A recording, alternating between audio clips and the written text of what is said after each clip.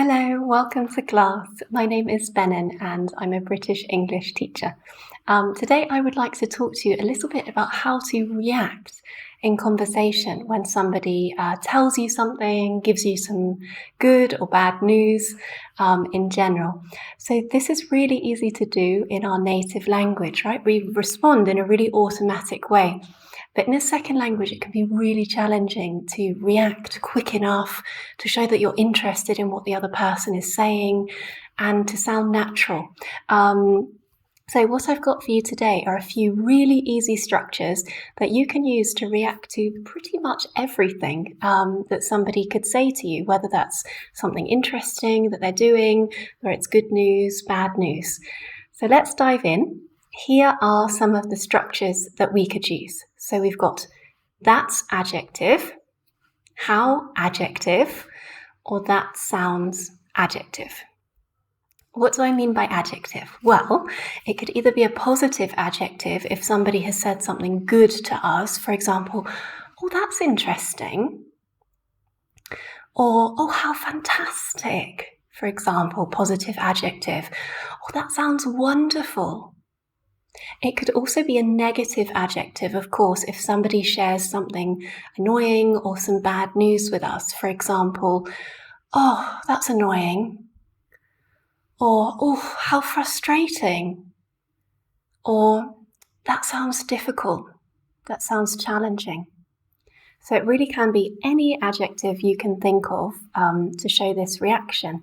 And one thing that's really important in English for these kind of reactions is our intonation, which is how high or low the voice is and how that varies in a sentence. So English is not a tone language like, for example, Mandarin. We don't use the tone to change the meaning of the words, but we really do use tone to show emotion, interest, frustration, surprise, etc. So listen to me again say these positive adjectives and see what you can hear about the way my voice goes up and down. That's interesting. How exciting. That sounds fantastic. So what we're doing here is on the stressed syllable of the adjective, we're using a rise full intonation. For example, that's interesting. It's really the voice is going very high. That's interesting, for example. Or how exciting. Again, on that stressed syllable, we're going really high. How exciting. Or that sounds wonderful. So on the stressed syllable, we're really hitting it high and coming down. And this just makes the other person feel like you are, you have emotion. You're not a robot in English. You really care, rather than how interesting, how fantastic, that sounds nice, right? We don't like this flat intonation in English. For the negative adjectives, it's a similar rise full pattern. But what happens is the general tone of the voice goes down a little bit. So if we've got a positive word, we're very high, we're very bright, the voice is very high. But if we're negative, it's a little bit lower, right? So for example, we could have things like, oh, how annoying. And the voice is still going up on noi, but the whole tone is lower. A bit like in music, if you know music, we can have octaves, right? A very high octave, high way of playing the music, and lower is like a lower octave. So how annoying. That's disappointing. Again, we've got the rise full, but it's all lower. That sounds difficult. That sounds difficult.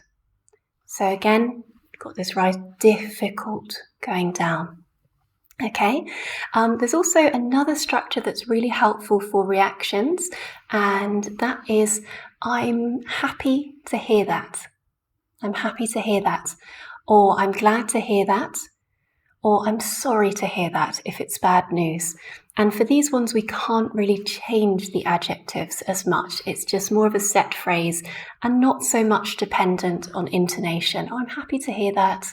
I'm glad to hear that. I'm sorry to hear that. It's not such a big change here. So those are our tips. Let's have some practice and see if you can respond appropriately. So let's say, for example, I tell you the following things. I could say, oh, I'm reading a book at the moment about the history of my country. How could you react? What would be a good adjective here? Or we could say something like, oh, how interesting. How interesting. And often we add a question to show even more interest. How interesting. What exactly is it about? So the other person wants to continue talking. What if I tell you, let's see, oh, I'm going to buy a house soon, and it's going to be my first house. How could you react? Well, a good reaction here would be, how exciting, with very high, bright, up-down intonation. How exciting, that's fantastic. I'm really happy for you, for example. And we would also add a little question, again, to show even more interest, like, so where exactly will it be, for example, or when will you move in? Okay, what if I, for example, share some bad news with you? For example, I'm really fed up with my job at the moment. My boss is annoying me, my colleagues aren't supporting me, I'm just fed up. How could you react?